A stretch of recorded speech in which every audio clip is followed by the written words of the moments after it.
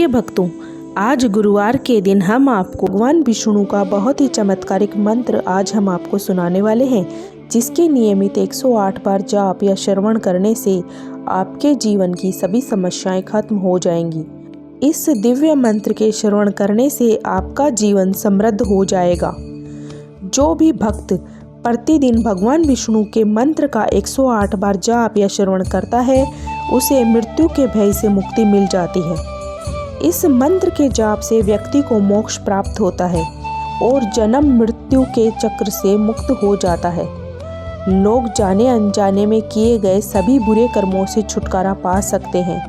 यह मन, शरीर और आत्मा में भी उचित संतुलन बनाए रखने में मदद करता है। यह मंत्र यह पुरानी बीमारी से भी सुरक्षा दिलाता है। इस मंत्र के जाप या श्रवण से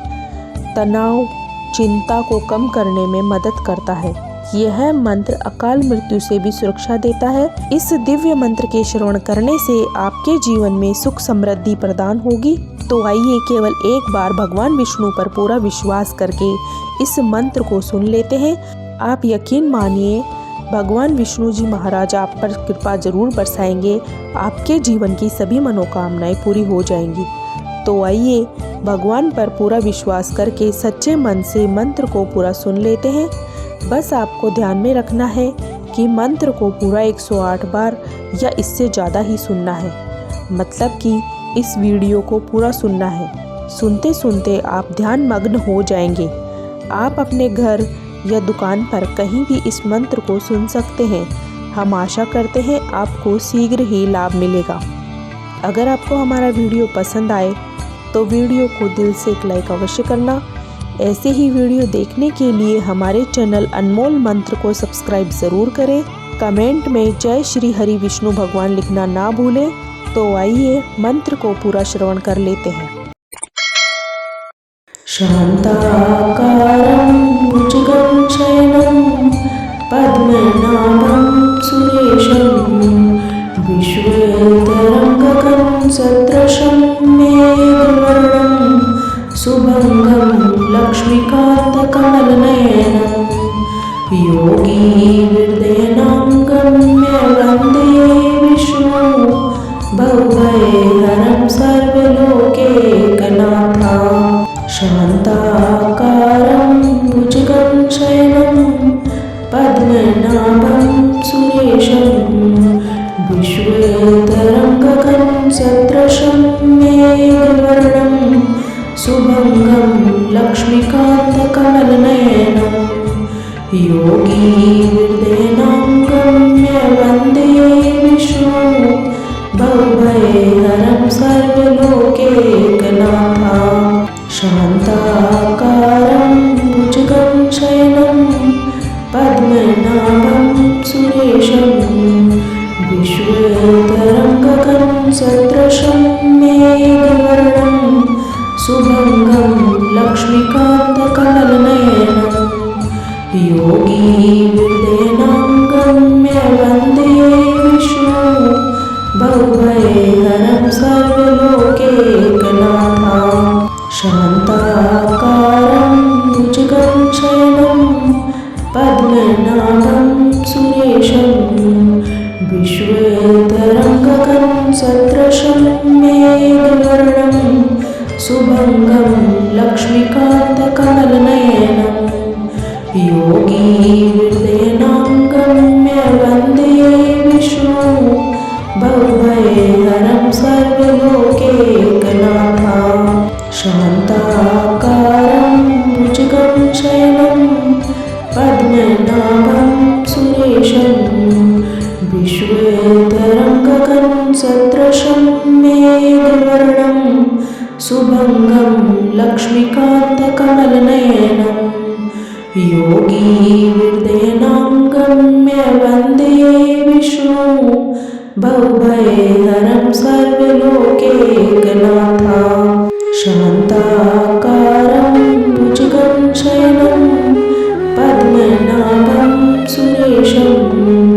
विश्वेतरङ्गकं सदृशं मेघवर्णं शुभंगं लक्ष्मीकान्तकमलनयनं योगीहृदयनाङ्गं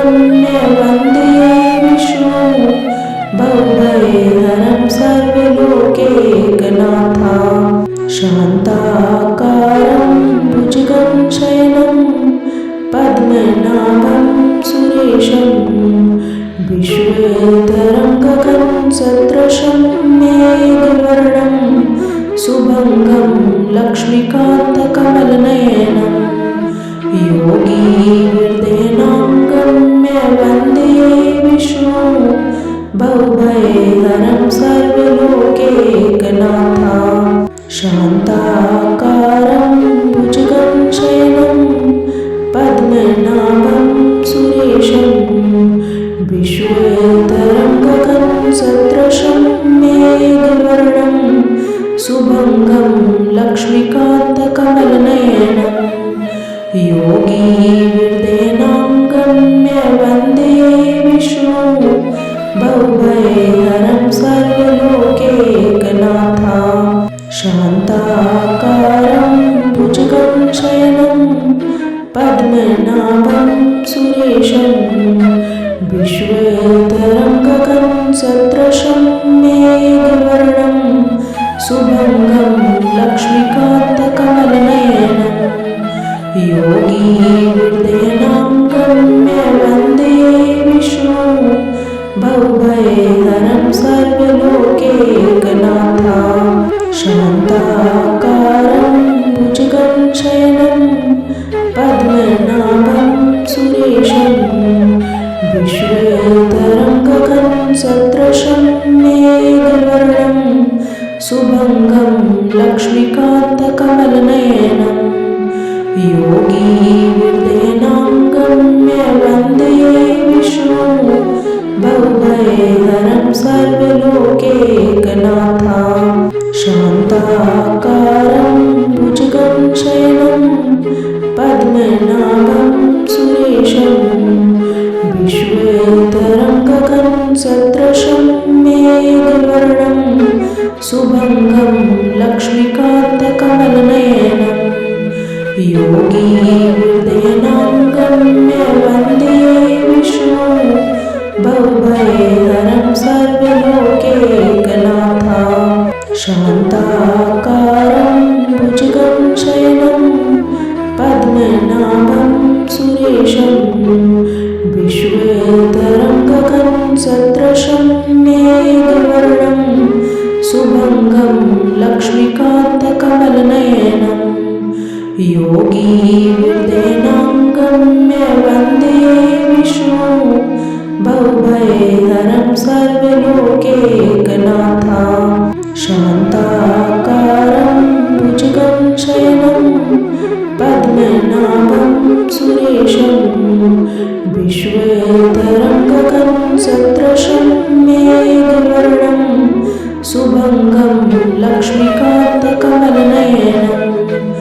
योगीहृदयं गम्य वन्दे विष्णु भवभयहरं सर्वलोकैकनाथं शान्ताकारं भुजगं शयनं पद्मनाभं सुरेशं विश्वेश्वरं गगनसदृशं मेघवर्णं शुभंगं लक्ष्मीकान्तकमलनयनं योगीहृदयं गम्य वन्दे विष्णु भवभयहरं सर्वलोकैकनाथं शान्ताकारं भुजगं शयनं पद्मनाभं सुरेशं विश्वेश्वरं गगनसदृशं मेघवर्णं शुभंगं लक्ष्मीकान्तकमलनयनं योगीहृदयं गम्य वन्दे विष्णु भवभयहरं सर्वलोकैकनाथं शान्ताकारं भुजगं शयनं पद्मनाभं सुरेशं विश्वेश्वरं गगनसदृशं मेघवर्णं शुभंगं लक्ष्मीकान्तकमलनयनं योगीहृदयं गम्य वन्दे विष्णु भवभयहरं सर्वलोकैकनाथं शान्ताकारं भुजगं शयनं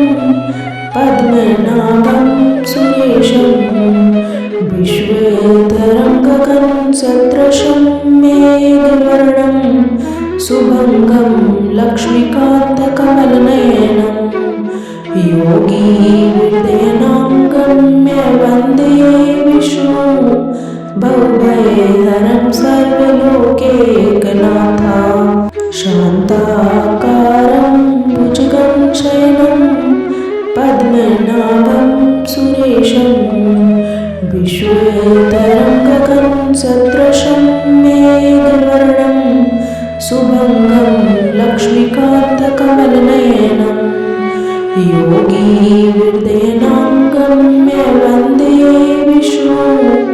भवभयहरं सर्वलोकैकनाथं शान्ताकारं भुजगं शयनं पद्मनाभं सुरेशं विश्वेतरं गगनसदृशं मेघवर्णं शुभंगं लक्ष्मीकान्तकमलनयनं योगीहृदयनां गम्य वन्दे विष्णु भवभयहरं सर्वलोकैकनाथं शान्ताकारं भुजगं शयनं पद्मनाभं सुरेशं विश्वेतरं गगनसदृशं मेघवर्णं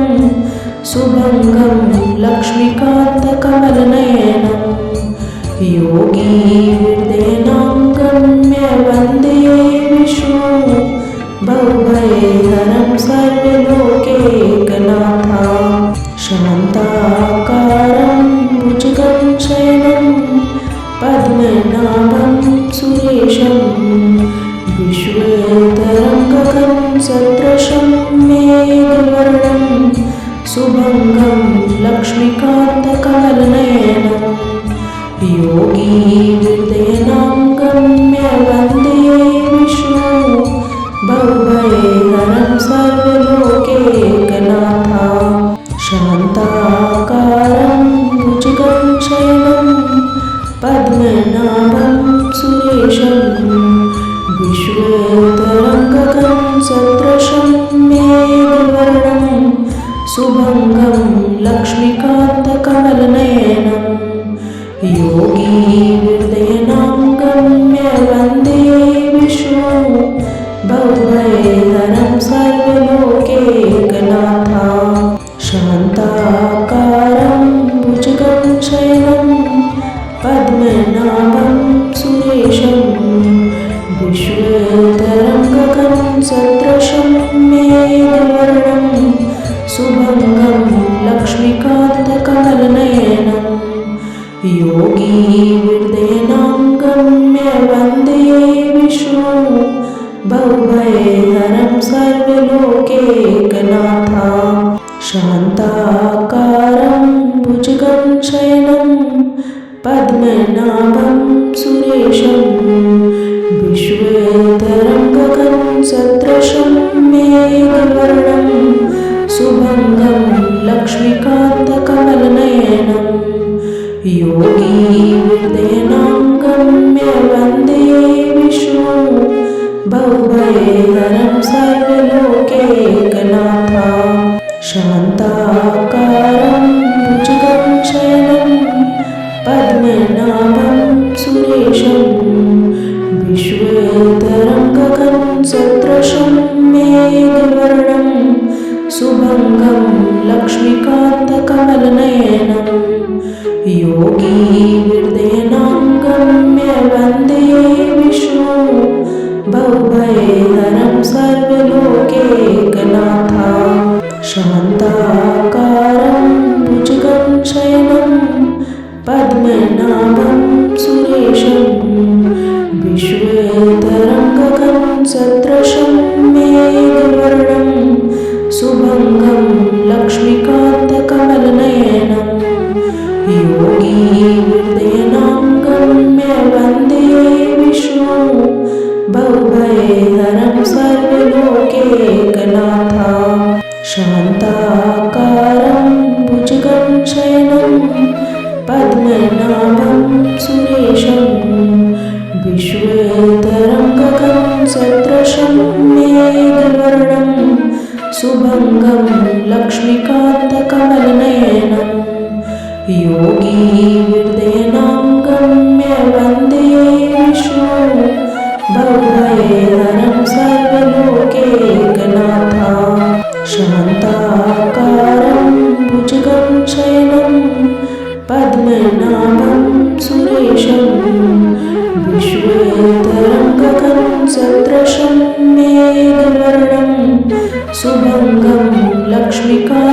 कमलनयनं योगीहृदयं गम्य वन्दे विष्णुं भवभयहरं सर्वलोकैकनाथं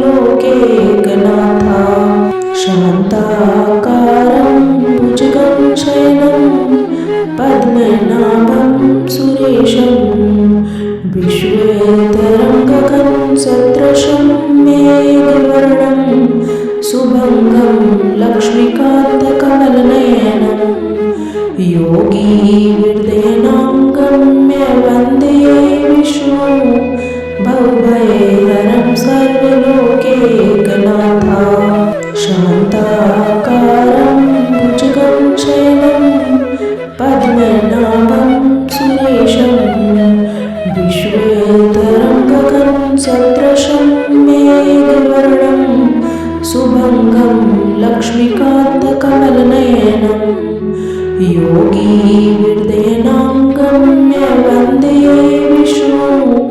भवभयहरं सर्वलोकैकनाथं शान्ताकारं भुजगं शयनं पद्मनाभं सुरेशं विश्वेश्वरं गगनसदृशं मेघवर्णं शुभंगं लक्ष्मीकान्तकमलनयनं योगीहृदयं गम्य वन्दे विष्णुं भवभयहरं सर्वलोकैकनाथं शान्ताकारं भुजगं शयनं पद्मनाभं सुरेशं विश्वेश्वरं गगनसदृशं मेघवर्णं शुभंगं लक्ष्मीकान्तकमलनयनं योगीहृदयं गम्य वन्दे विष्णुं भवभयहरं सर्वलोकैकनाथं शान्ताकारं भुजगं शयनं पद्मनाभं सुरेशं विश्वेश्वरं गगनसदृशं मेघवर्णं शुभंगं लक्ष्मीकान्तकमलनयनं योगीहृदयं गम्य वन्दे विष्णुं भवभयहरं सर्वलोकैकनाथं शान्ताकारं भुजगं शयनं पद्मनाभं सुरेशं विश्वेश्वरं गगनसदृशं मेघवर्णं शुभंगं लक्ष्मीकान्तकमलनयनं योगीहृदयं गम्य वन्दे विष्णुं भवभयहरं सर्वलोकैकनाथं शान्ताकारं भुजगं शयनं पद्मनाभं सुरेशं विश्वेश्वरं गगनसदृशं मेघवर्णं शुभंगं लक्ष्मीकान्तकमलनयनं योगीहृदयं गम्य वन्दे विष्णुं भवभयहरं सर्वलोकैकनाथं शान्ताकारं भुजगं शयनं पद्मनाभं सुरेशं विश्वेश्वरं गगनसदृशं मेघवर्णं शुभंगं लक्ष्मीकान्तकमलनयनं योगीहृदयं गम्य वन्दे विष्णुं भवभयहरं सर्वलोकैकनाथं शान्ताकारं भुजगं शयनं पद्मनाभं सुरेशं विश्वेश्वरं गगनसदृशं मेघवर्णं शुभंगं लक्ष्मीकान्तकमलनयनं योगीहृदयं गम्य वन्दे विष्णुं भवभयहरं सर्वलोकैकनाथं शान्ताकारं भुजगं शयनं पद्मनाभं सुरेशं विश्वेश्वरं गगनसदृशं मेघवर्णं शुभंगं लक्ष्मीकान्तकमलनयनं योगीहृदयं बहुभयहरं सर्वलोकैकनाथं शान्ताकारं भुजगं शयनं पद्मनाभं सुरेशं विश्वेतरङ्गकं सदृशं मेघवर्णं शुभङ्गं लक्ष्मीकान्तकमलनयनं योगीवृद्धेनां गम्य वन्दे विष्णु बहुभयहरं सर्वलोकैकनाथं शान्ताकारं भुजगं शयनं पद्मनाभं सुरेशं विश्वेतरङ्गकं सदृशं मेघवर्णं शुभङ्गं लक्ष्मीकान्तकमलनयनं योगीवृद्धेनां गम्य वन्दे विष्णु बहुभयहरं सर्वलोकैकनाथं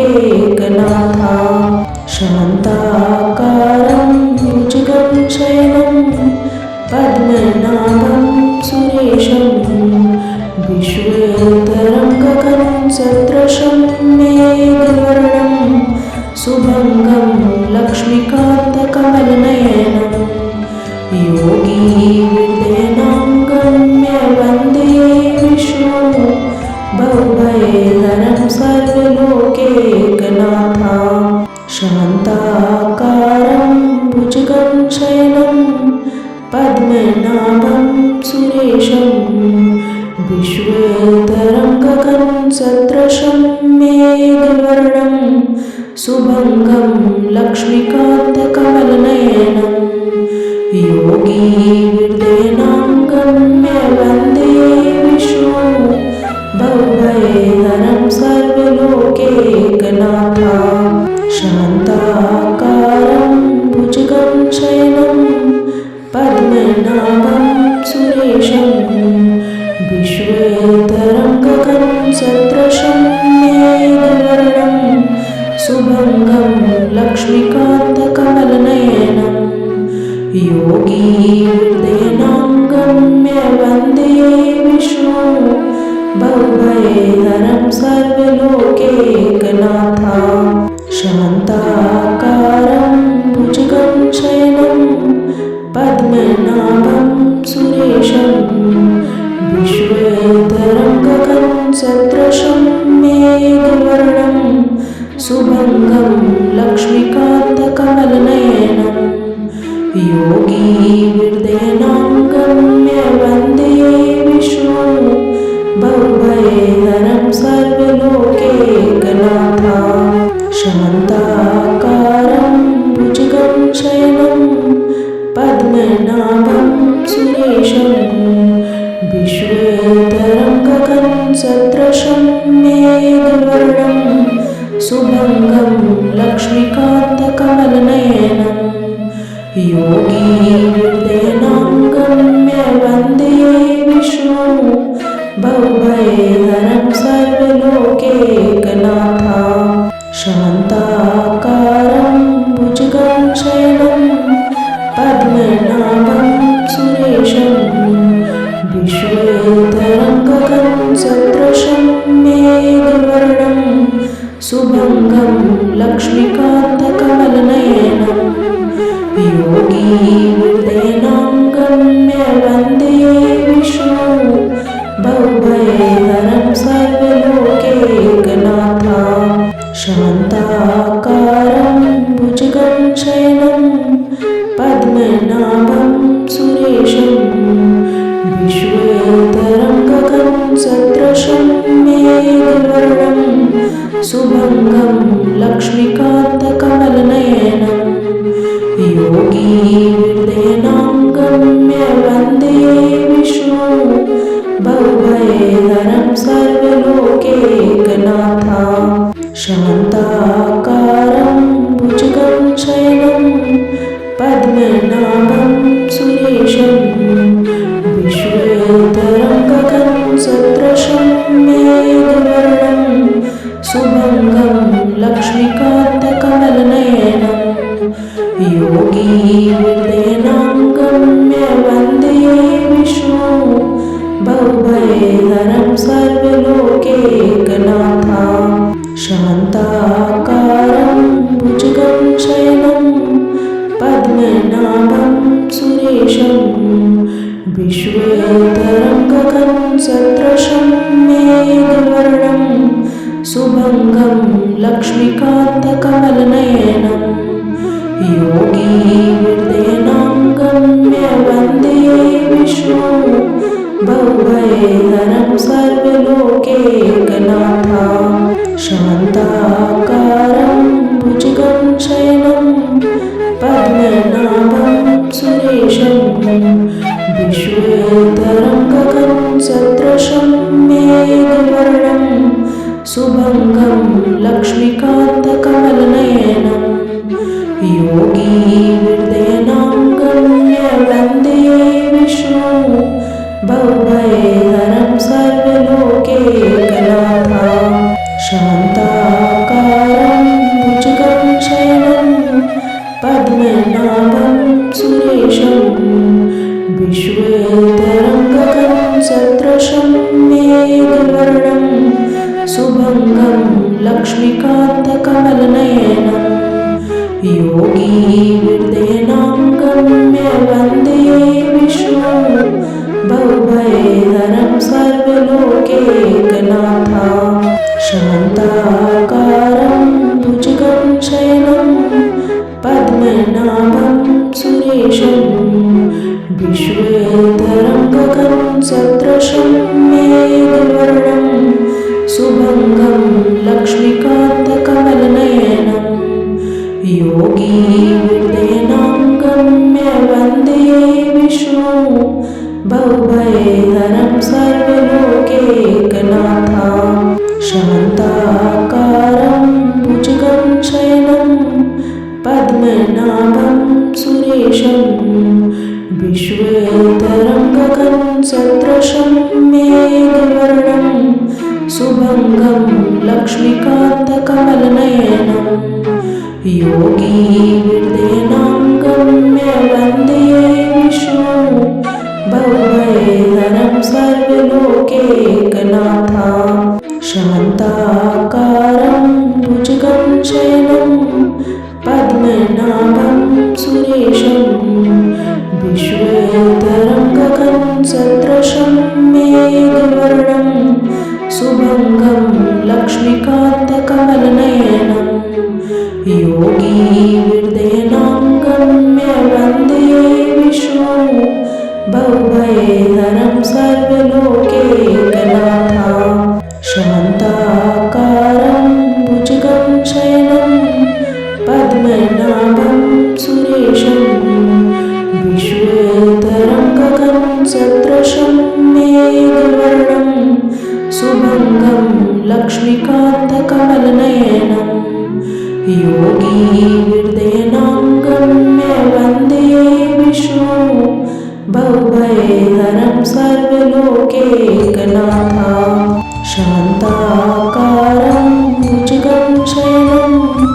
पद्मनाभं सुरेशं विश्वेश्वरं गगनसदृशं मेघवर्णं शुभंगं लक्ष्मीकान्तकमलनयनं योगीहृदयं गम्य वन्दे विष्णुं भवभयहरं सर्वलोकैकनाथं शान्ताकारं भुजगं शयनं पद्मनाभं सुरेशं विश्वेश्वरं गगनसदृशं मेघवर्णं शुभंगं लक्ष्मीकान्तकमलनयनं योगीहृदयं गम्य वन्दे विष्णुं भवभयहरं सर्वलोकैकनाथं शान्ताकारं भुजगं शयनं पद्मनाभं सुरेशं विश्वेश्वरं गगनसदृशं मेघवर्णं शुभंगं लक्ष्मीकान्तकमलनयनं योगीहृदयं गम्य वन्दे विष्णुं भवभयहरं सर्वलोकैकनाथं शान्ताकारं भुजगं शयनं पद्मनाभं सुरेशं विश्वेतरङ्गगं सदृशं मेघवर्णं शुभङ्गं लक्ष्मीकान्तकमलनयनं योगीहृदयनां गम्य वन्दे विष्णु भवभयहरं सर्वलोकैकनाथं शान्ताकारं भुजगं शयनं पद्मनाभं सुरेशं विश्वेतरङ्गगं सदृशं मेघवर्णं शुभङ्गं लक्ष्मीकान्तकमलनयनं योगीहृदयनां गम्य वन्दे विष्णु भवभयहरं सर्वलोकैकनाथं शान्ताकारं भुजगं शयनं पद्मनाभं सुरेशं विश्वेतरङ्गगं सदृशं मेघवर्णं शुभङ्गं लक्ष्मीकान्तकमलनयनं योगीहृदयनां गम्य वन्दे विष्णु भवभयहरं सर्वलोकैकनाथं शान्ताकारं भुजगं शयनं पद्मनाभं सुरेशं विश्वेतरङ्गगं सदृशं मेघवर्णं शुभङ्गं लक्ष्मीकान्तकमलनयनं योगीहृदयनां गम्य वन्दे विष्णु भवभयहरं सर्वलोकैकनाथं शान्ताकारं भुजगं शयनं पद्मनाभं सुरेशं विश्वेतरङ्गगं सदृशं मेघवर्णं शुभङ्गं लक्ष्मीकान्तकमलनयनं योगीहृदयनां गम्य वन्दे विष्णु भवभयहरं सर्वलोकैकनाथं शान्ताकारं भुजगं शयनं पद्मनाभं सुरेशं विश्वेतरङ्गगं सदृशं मेघवर्णं शुभङ्गं लक्ष्मीकान्तकमलनयनं योगीहृदयनां गम्य वन्दे विष्णु भवभयहरं सर्वलोकैकनाथं शान्ताकारं भुजगं शयनं पद्मनाभं सुरेशं विश्वेतरङ्गगं सदृशं मेघवर्णं शुभङ्गं लक्ष्मीकान्तकमलनयनं योगीहृदयनां गम्य वन्दे विष्णु भवभयहरं सर्वलोकैकनाथं शान्ताकारं भुजगं शयनं पद्मनाभं सुरेशं विश्वेतरङ्गगं सदृशं मेघवर्णं शुभङ्गं लक्ष्मीकान्तकमलनयनं योगीहृदयनां गम्य वन्दे विष्णु भवभयहरं सर्वलोकैकनाथं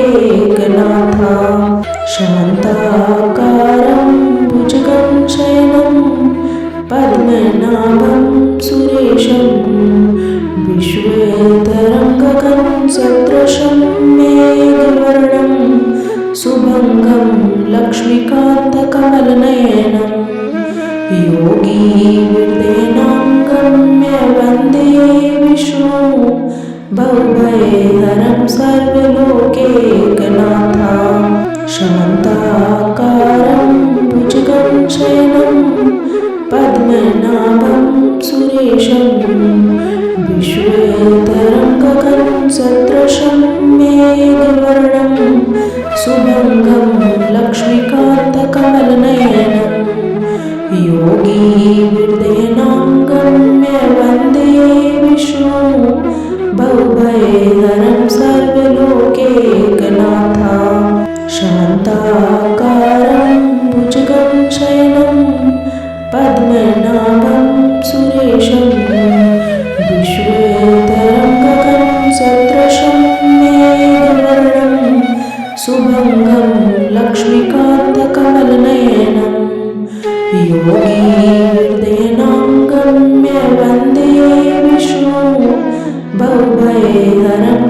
सर्वलोकैकनाथा शान्ताकारं भुजगं शयनं पद्मनाभं सुरेशं विश्वोदरं गगनसदृशं मेघवर्णं शुभंगं लक्ष्मीकान्तकमलनयनं योगीहृदयनाङ्गं वन्दे विष्णु भवभयहरं सर्वलोकैकनाथा शान्ताकारं भुजगं शयनं पद्मनाभं सुरेशं विश्वोदरं गगनसदृशं मेघवर्णं शुभंगं लक्ष्मीकान्तकमलनयनं योगीहृदयनाङ्गं वन्दे विष्णु भवभयहरं सर्वलोकैकनाथा शान्ताकारं भुजगं शयनं पद्मनाभं सुरेशं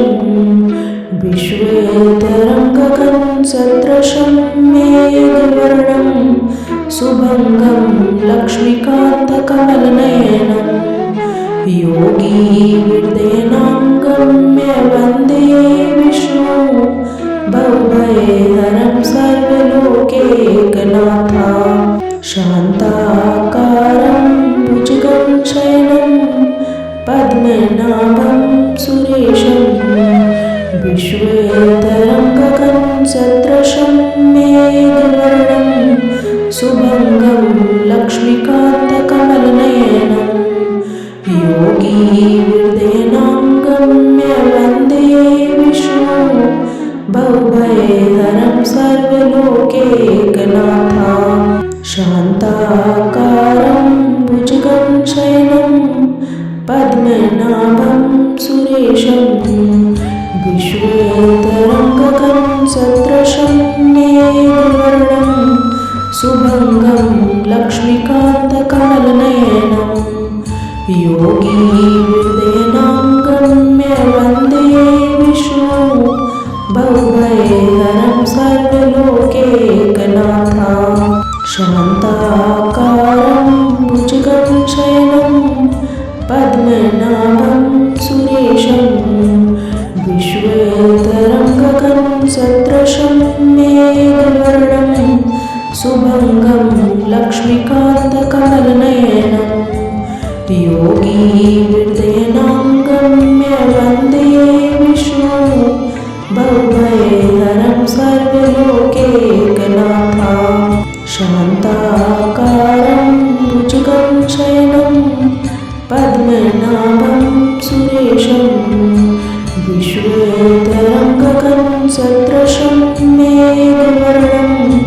शुभंगं लक्ष्मीकान्तकमलनयनं योगीहृदयनाङ्गं वन्दे विष्णु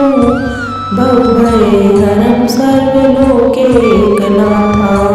शान्ताकारं भुजगं शयनं पद्मनाभं सुरेशं विश्वोदरं गगनसदृशं मेघवर्णं शुभंगं लक्ष्मीकान्तकमलनयनं योगीहृदयनाङ्गं वन्दे विष्णु भवभयहरं सर्वलोकैकनाथा शान्ताकारं भुजगं शयनं पद्मनाभं सुरेशं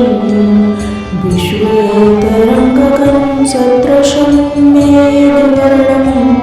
शुभंगं लक्ष्मीकान्तकमलनयनं योगीहृदयनाङ्गं वन्दे विष्णु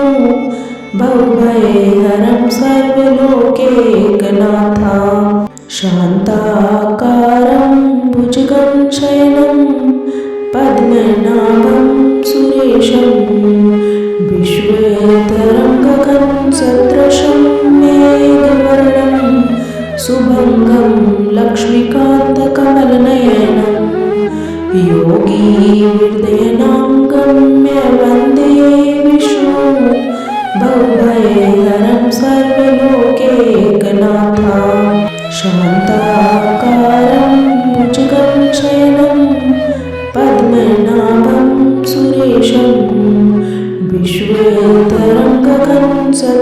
सदृशं मेघवर्णं शुभङ्गं लक्ष्मीकान्तकमलनयनं योगीहृदयनाङ्गं मे वन्दे विष्णुं भवभयहरं सर्वलोकैकनाथं शान्ताकारं भुजगं शयनं पद्मनाभं सुरेशं विश्वेतरं गगनसदृशं मेघवर्णं शुभङ्गं लक्ष्मीकान्तकमलनयनं योगीहृदयनाङ्गं मे वन्दे विष्णुं भवभयहरं सर्वलोकैकनाथं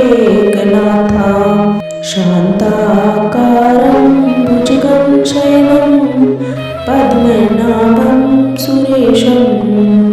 विश्वेतरं गगनसदृशं मेघवर्णं शुभङ्गं लक्ष्मीकान्तकमलनयनं योगीहृदयनाङ्गं मे वन्दे विष्णुं भवभयहरं सर्वलोकैकनाथं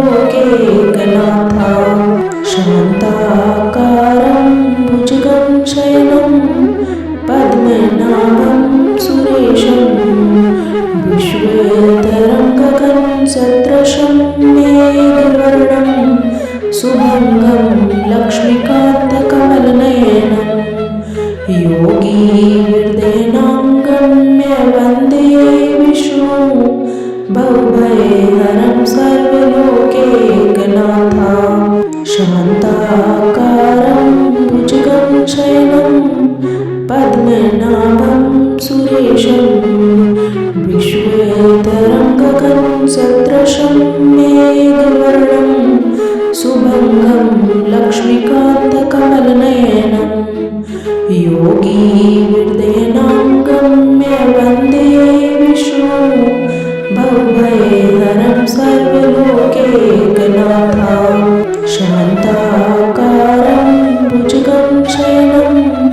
पद्मनाभं सुरेशं विश्वेतरं गगनसदृशं मेघवर्णं शुभङ्गं लक्ष्मीकान्तकमलनयनं योगीहृदयनाङ्गं मे वन्दे विष्णुं भवभयहरं सर्वलोकैकनाथं शान्ताकारं भुजगं शयनं पद्मनाभं सुरेशं विश्वेतरं गगनसदृशं मेघवर्णं शुभङ्गं लक्ष्मीकान्तकमलनयनं योगीहृदयनाङ्गं मे वन्दे विष्णुं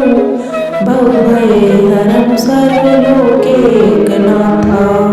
शान्ताकारं भुजगं शयनं पद्मनाभं सुरेशं विश्वेतरं गगनसदृशं मेघवर्णं शुभङ्गं लक्ष्मीकान्तकमलनयनं योगीहृदयनाङ्गं मे वन्दे विष्णुं भवभयहरं सर्वलोकैकनाथं शान्ताकारं भुजगं शयनं पद्मनाभं सुरेशं विश्वेतरं गगनसदृशं मेघवर्णं शुभङ्गं लक्ष्मीकान्तकमलनयनं योगीहृदयनाङ्गं मे वन्दे विष्णुं भवभयहरं सर्वलोकैकनाथं शान्ताकारं भुजगं शयनं पद्मनाभं सुरेशं विश्वेतरं गगनसदृशं मेघवर्णं शुभङ्गं लक्ष्मीकान्तकमलनयनं योगीहृदयनाङ्गं मे वन्दे विष्णुं भवभयहरं सर्वलोकैकनाथं शान्ताकारं भुजगं शयनं पद्मनाभं सुरेशं विश्वेतरं गगनसदृशं मेघवर्णं शुभङ्गं लक्ष्मीकान्तकमलनयनम् योगी हृदयनां गम्य वन्दे विष्णु भवभयहरं सर्वलोकैकनाथं शान्ताकारं भुजगं शयनं पद्मनाभं सुरेशं विश्वेश्वरं गगनसदृशं मेघवर्णं शुभंगं लक्ष्मीकान्तकमलनयनं योगी हृदयनां गम्य वन्दे विष्णु भवभयहरं सर्वलोकैकनाथं शान्ताकारं भुजगं शयनं पद्मनाभं सुरेशं विश्वेश्वरं गगनसदृशं मेघवर्णं शुभंगं लक्ष्मीकान्तकमलनयनं योगी हृदयनां गम्य वन्दे विष्णु भवभयहरं सर्वलोकैकनाथं शान्ताकारं भुजगं शयनं पद्मनाभं सुरेशं विश्वेश्वरं गगनसदृशं मेघवर्णं शुभंगं लक्ष्मीकान्तकमलनयनं योगी हृदयनां गम्य वन्दे विष्णु भवभयहरं सर्वलोकैकनाथं शान्ताकारं भुजगं शयनं पद्मनाभं सुरेशं विश्वेश्वरं गगनसदृशं मेघवर्णं शुभंगं लक्ष्मीकान्तकमलनयनं योगी हृदयनां गम्य वन्दे विष्णु भवभयहरं सर्वलोकैकनाथं शान्ताकारं भुजगं शयनं पद्मनाभं सुरेशं विश्वेश्वरं गगनसदृशं मेघवर्णं शुभंगं लक्ष्मीकान्तकमलनयनं योगी हृदयनां गम्य वन्दे विष्णु भवभयहरं सर्वलोकैकनाथं शान्ताकारं भुजगं शयनं पद्मनाभं सुरेशं विश्वेश्वरं गगनसदृशं मेघवर्णं शुभंगं लक्ष्मीकान्तकमलनयनं योगी हृदयनां गम्य वन्दे विष्णु भवभयहरं सर्वलोकैकनाथं शान्ताकारं भुजगं शयनं पद्मनाभं सुरेशं विश्वेश्वरं गगनसदृशं मेघवर्णं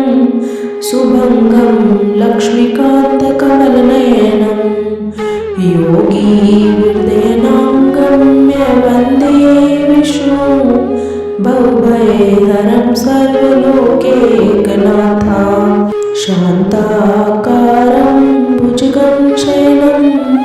पद्मनाभं सुरेशं विश्वेश्वरं गगनसदृशं मेघवर्णं शुभंगं लक्ष्मीकान्तकमलनयनं योगी हृदयनां गम्य वन्दे विष्णु भवभयहरं सर्वलोकैकनाथं शान्ताकारं भुजगं शयनं पद्मनाभं सुरेशं विश्वेश्वरं गगनसदृशं मेघवर्णं शुभंगं लक्ष्मीकान्तकमलनयनं योगी हृदयनां गम्य वन्दे विष्णु भवभयहरं सर्वलोकैकनाथं शान्ताकारं भुजगं शयनं पद्मनाभं सुरेशं विश्वेश्वरं गगनसदृशं मेघवर्णं शुभंगं लक्ष्मीकान्तकमलनयनं योगी हृदयनाङ्गम्य वन्दे विष्णु भवभयहरं सर्वलोकैकनाथा शान्ताकारं भुजगं शयनं पद्मनाभं सुरेशं विश्वेतरं गगनसदृशं मेघवर्णं शुभङ्गं लक्ष्मीकान्तकमलनयनं योगी हृदयनाङ्गम्य वन्दे विष्णु भवभयहरं सर्वलोकैकनाथा शान्ताकारं भुजगं शयनं पद्मनाभं सुरेशं विश्वेतरं गगनसदृशं मेघवर्णं शुभङ्गं लक्ष्मीकान्तकमलनयनं योगी हृदयनाङ्गम्य वन्दे विष्णु भवभयहरं सर्वलोकैकनाथा